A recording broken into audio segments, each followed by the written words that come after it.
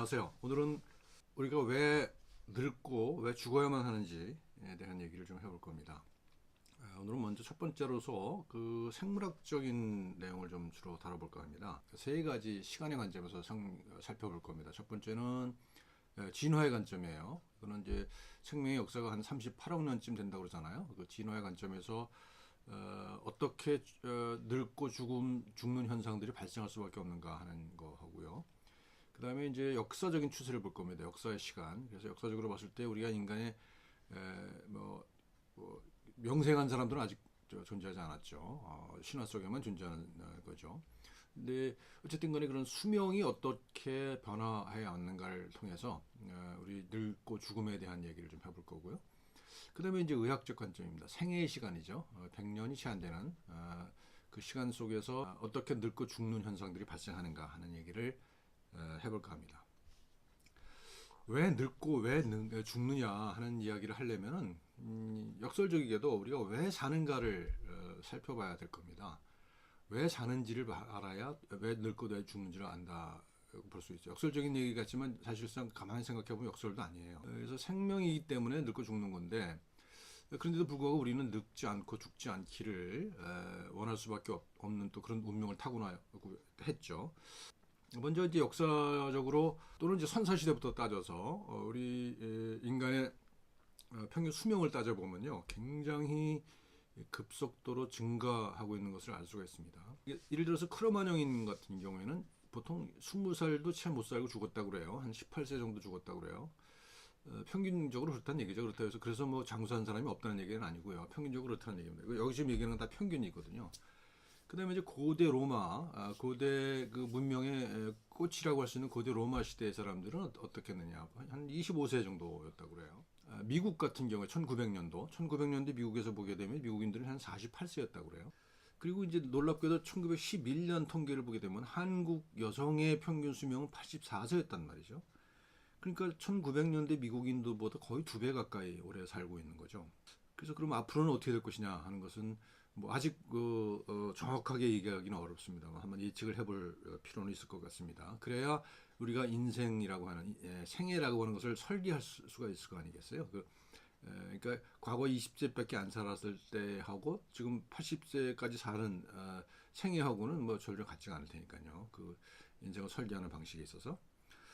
또 그 추세를 한번 역사를 한번 쭉 살펴보면 이렇습니다. 빨간 선이요, 이제 선진국이죠. 우리도 여기에 속한다고 볼 수가 있을 겁니다. 보면은 1950년대부터 추세를 보는 건데 아주 꾸준히 늘고 있죠. 서서 그렇게 빠르진 않지만 서서히 늘고 있어요. 그리고 60대여서 지금 80대까지 가고 있단 말이죠. 그러니까 불과 한 50년, 60년 사이에 수명이 이렇게 20년 정도 길어졌다고 하는 것은 역사상 없었던 일이잖아요.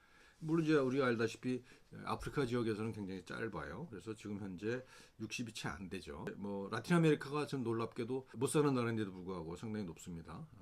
높은 편이에요. 선진국에 비해서 높은 건 아니지만 그렇다는 거고요. 그다음에 아시아 지역은 중간을 차지하고 있고, 그다음에 그 아시아 지역과 거의 비슷한 추세로 가고 있는 게 세계 추세예요. 그러니까 아시아가 세계 그 추세를 추격해 놓은 그런 추세를 보인다고 볼 수가 있겠죠. 우리나라 같은 경우 보게 되면 1980년부터의 통계인데요. 1981년에 보면은 남자는 62세, 여자는 70세란 말이죠. 이거밖에 안 됐어요. 근데 이제 2020년 이제 거의 가까워잖아요. 2020년에 보면은 여자는 84세, 남자는 78세란 말이죠. 그리고 이런 추세가 계속된다면 이제 분명히 80을 넘을 거고 2050년 되면은 남녀 동이 80을 넘게 될 거라는 것이죠. 이런 추세가 얼마나 지속될지는 좀 지켜봐야 되겠습니다. 어쨌든 간에 지속적으로 평균 수명은 늘어나고 있다 하는 겁니다. 그 다음에 이제 직업별 수명인데요. 이거는 뭐 이렇게 일반적인 통계라고 보기는 어려워요. 왜냐하면 이제 연강대에서 조사한 자료인데요. 주로 이제 유명인들을 중심으로, 그리고 보시다시피 이제 종교인, 교수, 정치인, 뭐 법조인에서 그 상위층에 속하는 사람들을 중심으로 한 거기 때문에 일반인을 대상으로 한 거라고 보기는 어렵습니다. 하지만 어쨌든 간에 여기서는 그 직업별 수명의 차이가 뚜렷이 보인다고 하는 사실을 알 수가 있습니다. 여기서 뭔가 우리가 배울 게 있지 않겠냐는 거죠. 먼저 어느 사회나 제일 오래 사는 사람들은 종교인이라고 그래요. 종교인들이 오른쪽 그래프는 최근 10년 기준이고요. 왼쪽 거는 50년 기준이거든요. 그러니까 최근에 추세를 더 반영하는 것은 오른쪽이라고 볼 수가 있겠죠. 종교인이 82세예요. 그다음에 종교인이 오래 산다는 것은 뭐 그만큼 심리적 안정을 가지고 산다고 하는 거겠죠. 뭐 믿는 게 있다 하는 거죠. 믿음이 있다고 하는 것이 사실은 뚜렷한 신념을 가진다고 하는 것이 휘두르지 않고 자기 가치관을 지키고 살아간다는 것이기 때문에 그것이 굉장히 수명을 늘리는데 기여한다고 이렇게 추정해 볼 수가 있죠. 그다음에 이제 교수와 정치인인데요. 이제 교수들은 아마도 다른 사람 눈치를 비교적 적게 보는 직업이기 때문에 그렇지 않나 싶습니다. 그러니까 자기 주관대로 살 수 있는 그런 가능성이 높은 사람들이기 때문에 역시 오래 살지 않느냐. 정치인들은 아마도 남의 눈치 안 보고 뻔뻔스럽게 살아가기 때문에 그런 것 아닌가. 뭐 이렇게 좀 냉소적으로 생각해 볼 수도 있을 것 같아요. 그다음에 법조인, 기업인 이렇게 쭉 나오는데요. 근데 이제 뒤에 보면은 이제 체육인과 연예인들이 수명이 짧다는 사실을 알 수가 있죠. 근데 이것은 아마 체육인들은 이해가 되죠. 생리적으로 그 극한까지 몰고 가는 사람들이니까요. 그래서 그 생리적인 예비적 기능을 일찍 소모한다 이렇게 생각해 볼 수가 있을 것 같아요. 근데 연예인은 어떠냐 하는 거죠. 연예인은 왜 이렇게 짧게 사느냐. 뭐 이것은 아마도 창작의 고통 뭐 이런 것들이 수명을 단축시키는 거라고 볼 수가 있을 것 같은데 이건 뭐 그냥 추정해 보는 것일 따름이고요. 뭐 좀 더 그 연구가 필요한 내용일 것 같아요. 또 한 가지는 소득에 따른 평균 수명의 증감인데요. 그 X축은요, 평균 1인당 GDP입니다. Y축은 평균 수명이거든요. GDP가 올라갈수록 평균 수명도 길어진다는 추세는 읽을 수가 있죠. 그런데 그게 직선이 아니라는 사실을 알 수가 있죠. 보면 맨 앞에 아래에 있는 1800년대 통계를 보게 되면 1800년대는 뭐 수명이 길지가 않았으니까 추세가 그냥 보이죠. 그냥 직선적으로 증가합니다. 평균 소득이 증가하면 수명도 따라서 증가하는 바로 거의 직선적으로 가는 것을 볼 수가 있죠. 1950년대 보게 되면 일정 정도 그런 추세가 지속되다가 그 추세가 점점 느려지는 현상을 볼 수가 있죠. 그리고 80년대, 2012년에 보면 이때는 이제 계속 이제 수명이 늘어나니까 그 추세가 더 이렇게 연장돼서 보이는 건데 대체적인 것은 뭔가 하면 현대로 올수록 수명이 올라간다는 추세가 일단 보이고요. 또 한 가지는 초기에는 소득이 낮은 수준에서는 소득이 증가할수록 수명이 증가해요. 그 나라가 잘 살아질수록 그 나라 국민들이 오래 산다는 걸 알 수가 있는 거죠. 그런데 그 추세가 그대로 지속되지는 않아요. 보시게 되면 쭉 가다가 이렇게 완만해지는 걸 알 수가 있죠. 증가 속도가 굉장히 완만해지잖아요. 근데 완만해지는 건 뭘 의미하냐는 거예요. 그러니까 어느 정도까지는 소득에 비례해서 증가하다가 그 이후는 별로 증가하지 않는다는 사실을 알 수가 있는 거죠. 그래서 대체적으로 추세를 보게 되면은 한 5천에서 10,000달러 정도까지는 증가 추세가 아주 직선적으로 보이죠. 근데 그 이후로는 약간 증가하긴 하지만 굉장히 완만하다.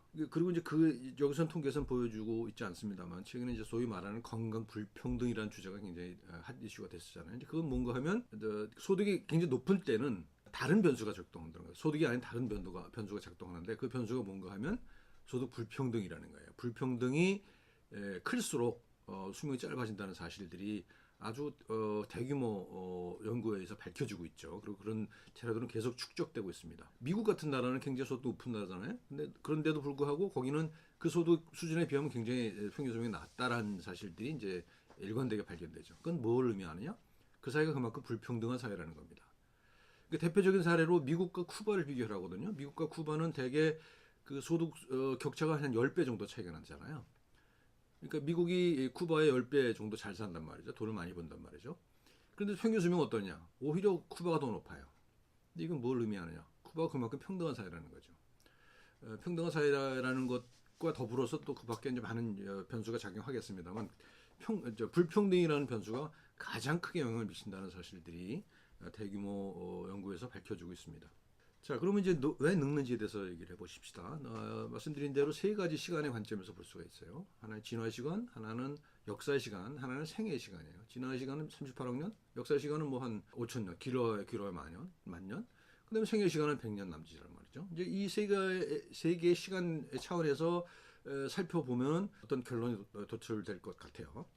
먼저 생명 인구 통계학은 수천 년에 걸치는 역사의 시간입니다. 이거 바이오 데모그래피라고 그래요. 그러니까 수명 통계를 쭉 조사를 해서 그 추세를 알아보는 거죠. 그다음에 생물학적 노년학. 이제 이것은 생물학적으로 바라보는 건데 되게 이제 이것도 두 가지 나눠요. 하나는 아주 긴 시간을 보는 거고 하나는 짧은 시간을 보는 거예요. 하나는 진화의 시간이죠. 그 진화의 시간을 보는 게 주로 이제 관찰하는 게 생물학적 노년학, 바이오제론톨로지라고 그러죠. 그러니까 이것은 직접 어떤 활용을 염두에 두고 이제 연구를 하는 것이 아니라 그냥 쭉 객관적인 자료를 축적해 나가면서 인간이 왜 늙고 죽는지에 대한 그런 추론을 하는 거죠. 그리고 이제 의학에서 많이 활용되는 게 노년학, 제리아트릭스라고 그러죠. 이것은 보통 생애 시간, 100년이 안 되는 생애 시간 동안에 어떻게 노화라는 현상이 일어나고 어떻게 죽음에 이르는가 하는 겁니다. 다시 쪼개면은 이제 여기는 이제 몸의 시간이 있을 수 있고 세포의 시간이 있고 분자의 시간이 있을 수가 있어요. 그러니까 이렇게 쭉 그 시간의 스케일에 따라서 연구를 하다 보면 뭔가 결론에 이를 수 있지 않겠냐. 자, 이제 먼저 의학에서 살펴보십시다. 의학에서 보면 노화는 생애의 시간 속에 일어나는 현상이죠. 이제 여러 가지 가설들이 있어요. 하나는 중요한 게 많이 논의되는 게 텔로미어라는 거잖아요. 이것은 우리가 복제형 돌리에서 봤던 겁니다. 복제형 돌리는 자기에게 생명을 준 엄마의 생애만큼만 살고 가죠. 그러니까 엄마가 살았던 전반 부분은 이미 살아버린 거예요. 그래서 노화가 상당히 빨리 진행됐다는 거예요. 그게 이제 그걸 연구한 학자들이 뭐라 그러냐면 텔로미어라고 하는 거, DNA 꼬리 뒤에 달려 있는 여분의 어떤 그 서열들이죠. 그것이 짧아진다는 거예요. 계속 분열하면서. 그래서 그것이 다 짧아지면은 그 다음에 죽게 된다는 거죠. 여기 텔로미어인데 그러면 텔로미어를 짧아지지 않게 하면 오래 살 수 있지 않겠느냐. 그런 연구 물론 있었죠. 근데 이제 역사적에도 텔로미어는 안 짧아지지 않는 세포가 두 가지가 있어요. 하나는 생식세포죠. 생식세포는 지속적으로 후손을 생산하기 위해서 계속적으로 분열을 해야 되기 때문에 텔로미어가 짧아지지 않아요. 그러니까 텔로머라이즈라고 하는 그런 효소가 나온단 말이죠. 그다음에 또 한 가지 암세포예요. 암세포는 역시 텔로머라이즈라는 효소가 분비되면서 분열을 해도 짧아지지 않죠. 그러니까 영생한단 말이죠. 그래서 이제 의학계 유명한 헬라세포라는 게 있잖아요. 그래서 그 암세포가 뭐 지속적으로 분열하는 그런 영생의 세포라고 알려진 세포가 있는데 그것은 불행하게도 암세포죠. 그것을 가지고 있는 사람은 죽어요. 이게 역설적인 거죠. 텔로미가 짧아지지 않을수록 사람이 잘 죽는다는 역설이 있는 거죠. 또 한 가지 유전자에 있다. 노화 유전자라는 게 있다라고 하는 생각인데요. 일부 증거가 있기도 해요. 그래서 무슨 인슐린과 관련된 유전자가 생명에 관계한다는 그런 증거들이 쌓여 있기도 합니다. 그리고 실제로 하등 동물에서는 그 유전자를 가진 개체가 오래 산다라는 증거도 있어요. 하지만 인간에서 그렇다라는 증거는 아직 없죠. 그다음에 많이 얘기되는 게 이제 소위 말하는 프리 레디칼, 자유 레디칼이라는 건데 이것은 이제 산화에서 우리가 살려면 산화를 시켜야 되잖아요. 음식을. 근데 그 산화에서 나오는 어떤 산소의 레디칼이라고 그러죠. 그것들이 이제 조직을 손상시킨다는 거예요. 그다음에 이제 일반적으로 그냥 기계적인 마모 또는 손상 이렇게 얘기할 수도 있는 거죠. 결과적으로는 이제 죽음에 이르는 것은 항상성, 호메오스타시스를 조절할 수 없기 때문에 나타난다. 이렇게 얘기를 합니다. 이게 이제 노화를 연구하는 의학, 그러니까 노인병학이죠. 노인병학에서 얘기하는 노화의 원인인데 이게 이제 여러 가지로 단면들을 본 것들이죠. 그래서 종합해서 여기서 결론을 내리기는 어려워. 그래서 이제 다시 이제 역사로 돌아와서 생명 인구 통계를 보자는 말이죠. 두 개의 이제 상반되는 입장이 있어요. 여기도 이제 인간의 수명은 한계가 있을 것이다라는 그런 결론이 있고요. 하나는 그렇지 않다라는 두 개의 주장이 있는데 저는 주로 이제 전자 쪽에 방점이 찍히는 것 같고요. 전체적으로 논리적으로 보면은 전자가 훨씬 더 후자도 일부 이제 그 진실의 측면이 있긴 합니다. 그렇습니다. 그래서 제임스 프리스라고 하는 사람이 1980년도에 이런 논문을 써요. 노화, 자연사, 병적 상태, 압축 이런 얘기를 쓰거든요. 이건 이제 한계를 가진다는 거예요. 85세 정도가 한계라고 이제 주장을 하는데 이 사람은 뭐라 그러냐면 사망률은 기하급수로 증가해 왔다는 거예요. 그렇죠? 역사적으로 보면은 나이가 들수 사망률이 계속 증가하잖아요. 기하급수로 증가하죠, 그것도. 그러니까 그 끝은 결국 죽을 수밖에 없다라고 하는 결론이 나올 수 있는 거고요. 그다음에 이제 우리가 많이 오래 살게 됐지만 평균 수명은 늘었지만 최고 수명은 늘지 않았다는 거예요. 그러니까 그래서 최고 수명은 지금까지는 한 122세 정도라고 그래요. 지금까지 살아온 역사적인 증거를 가지는 분 같은 경우에는. 근데 이제 그 이상으로 그런 그 최고 수명이 늘지는 않았다 하는 얘기를 하죠. 그게 근거로 삼고 있는 거고요. 출생 시에 태어났을 때 기대 여명이라는 게 통계적으로 있잖아요. 근데 그것은 쭉 증가해 왔죠. 그렇지만 그렇게 많이 증가하지 않았다는 거예요. 평균 수명은 늘었지만 출생 시 기대 여명은 그렇게 늘지 않았다. 그 속도가 감소한다. 지금은 늘고 있긴 하지만 속도가 굉장히 늘어지고 있다 하는 얘기고요. 그다음에 이제 뭐 성별과 종족에 따른 기대 여명의 차이는 연령의 증가함에 따라 감소한다. 그러니까 아프리카 지역의 어떤 지역에서는 굉장히 수명이 짧잖아요. 그런데 이게 일정 정도 이제 나이가 되면은 그때부터는 다른 선진국에 비해서 사망률이 높지가 않다는 거예요. 이제 노화는 우리 몸이 가진 예비적 기능을 소비하는 과정이다. 뒤에 다시 설명하겠습니다. 그래서 2045년에 85세에 도달한다는 겁니다. 이 그래프를 보게 되면은 이제 위에 거는 이제 원시 부족이에요. 그러니까 문명의 혜택을 보지 못한 그 원시 부족이고 밑에 건 침팬지거든요. 이제 위에 그래프는 생존율이죠. 생존율은 나이가 갈수록 나이가 먹을수록 점점 감소하죠. 그래서 이제 보통 이제 70 정도 되게 되면은 생존율이 거의 없어지는 거죠. 이제 그 원시 부족 같은 경우. 근데 이제 침팬지 같은 경우는 이제 동물원에 살았을 경우 50 정도까지도 살 수 있다고 그러죠. 물론 이것이 야생 상태에서는 거의 절반으로 줄어든다고 그래요. 그러니까 그러니까 동물원에 사는 동물하고 오늘 그 문명 속을 살고 있는 우리 인간하고 비슷하다고 볼 수가 있죠. 우리는 야생 상태에서 진화해야 된 몸을 가지고 살고 있잖아요. 그것은 아마 지금보다 절반 이하의 수명이었을 거예요. 그런데 그것이 문명을 이루고 살면서 그 자연의 스트레스가 엄청나게 줄어들잖아요. 이제 그런 자연 스트레스가 줄어들므로 해서 그 생리적 기능의 여유가 생겼던 거죠. 이제 그 여유가 결국 수명 연장에 기여했다는 겁니다. 수명 연장에 기여했지만 그럼에도 불구하고 생리적 한계라는 것은 한계가 있는 거잖아요. 그래서 죽을 수밖에 없다라고 하는 게 이제 생명 통계의 주장들입니다. 밑에 그래프는 사망률이에요. 위에 건 생존율이고 밑에 건 사망률이거든요. 사망률은 이제 일정 나이가 지나면 급속하게 증가하잖아요. 그래서 이제 그것이 이제 그 침팬지 같은 경우는 뭐 50에서 끝나는 그런 그래프를 그리고 인간의 경우는 이제 뭐 70, 80까지가 넘어가는 그런 그림을 그리고 있습니다. 그리고 이것이 아까 프리게스가 얘기했던 것처럼 각 연령대별로 평균 기대 여명을 계산을 해요. 그러니까 태어났을 때의 평균 여명, 그다음에 20세 때, 뭐 45세 때, 뭐 75세 때 이렇게 해서 그 추세를 쭉 그려봅니다. 그려보면 오른쪽 그래프처럼 만나는 지점이 있다는 거예요. 여기 만나는 지점이. 이것이 이제 2045년쯤 될 거라고 예측이 되는데, 그러니까 말하자면 외사업을 해보는 거죠. 그러면 그게 이제 85세쯤 될 거다라는 겁니다. 1980년대에 나온 논문인데 2000년도에 다시 WHO 세계보건기구가 이 논문을 인용을 해서 그 정책에 참고로 삼아야 된다고 주장을 합니다. 그때까지 여전히 유효하다고 하는 그 얘기죠. 근데 물론 이 85세라고 하는 그 숫자는 변화할 가능성이 높다고 생각을 합니다. 그렇지만 역시 한계가 있다는 사실들은 변하지 않는다는 이제 주장을 하고 있고, 그 지금까지 정설로 돼 있죠. 그렇게 얘기하죠. 99881234. 그러니까 99세까지 팔팔하게 살다가 하루 이틀 사흘 앓다가 죽는다. 이게 이제 우리가 이상적으로 생각하는 삶의 방식이잖아요. 이제 이 그래프에 나타납니다. 꾹 나가다가 갑자기 이제 그 노화가 일어나는, 노화를 압축해서 경험하는 것이 우리가 원하는 거죠. 노화를 그 쭉 계속적으로 앓는 것보다는 경험하기보다는 끝에 가서 인생 끝에 가서 급속한 속도로 노화를 경험하고 죽음에 이르는 것이 우리가 원하는 거잖아요. 근데 이제 과거에는 그렇지 않았다는 거고 지금 점점 그렇게 가고 있다고 하는 겁니다. 그렇게 가고 있다고 하는 얘기를 하죠. 자, 그다음에 이제 반대편 주장을 살펴보십시다. 반대편 주장을 보면은 이게 2010년도에 나온 논문인데요.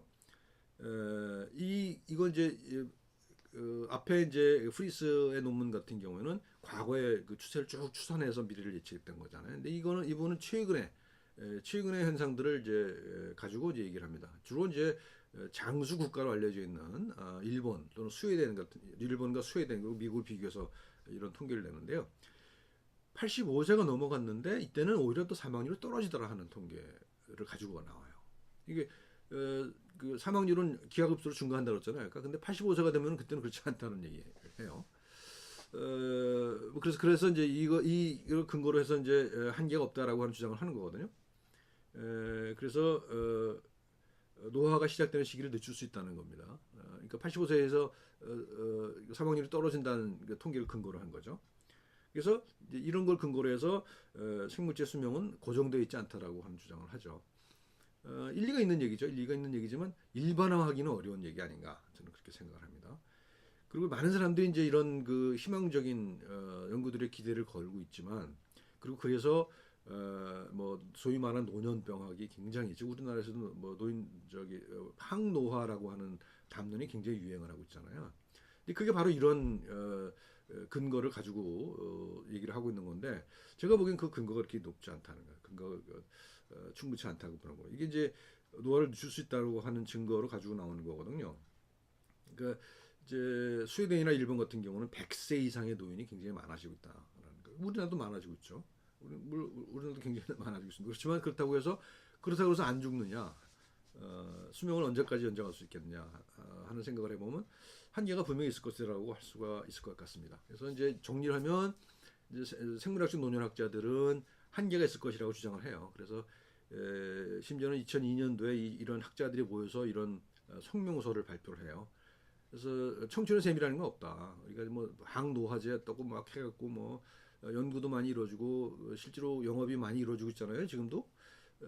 그래서 우리나라에도 의학계도 그런 것이 있는 걸로 알고 있는데 그래서 이제 그런 과학적인 근거가 없다는 주장을 이제 쭉 내놓고 있어요. 근데 그럼에도 불구하고 의료계에서는 그것이 일종의 어떤 상품이기 때문에 그것을 이용해서 이제 계속 소위 말하는 영업을 하고 있는 거죠. 그래서 미국 같은 경우에는 우리나라도 그럴 겁니다만 노화를 연구하는 의학 단체가 쪼개져 있어요.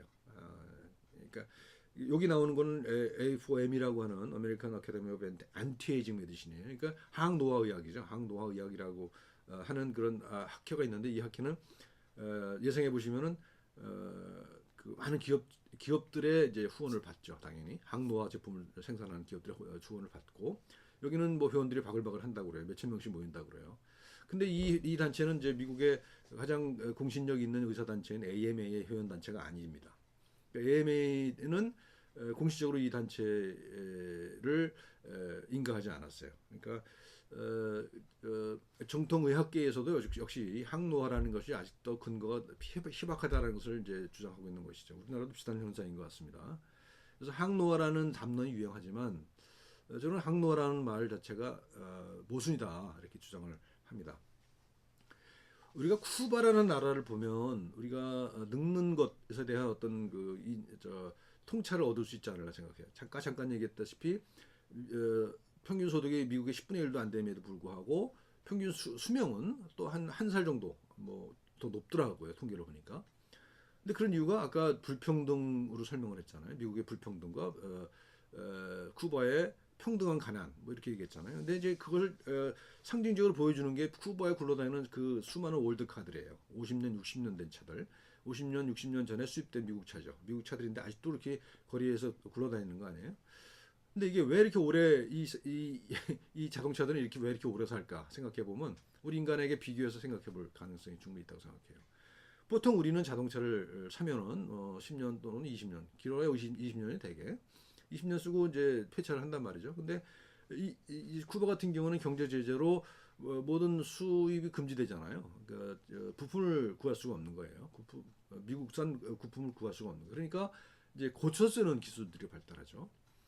고쳐서 쓰는 기술들이 발달하고 그다음에 이제 차체를 그냥 둔 채로 다른 자동차, 특히 뭐 현대 자동차가 많이 쓰인다는데 현대 자동차에 뭐 엔진이며 뭐 각종 부품들이 사용된다는 거죠. 그래서 그 수명을 연장한다는 거잖아요. 이것은 우리가 인간을 볼 때도 그렇게 생각할 수 있지 않을까.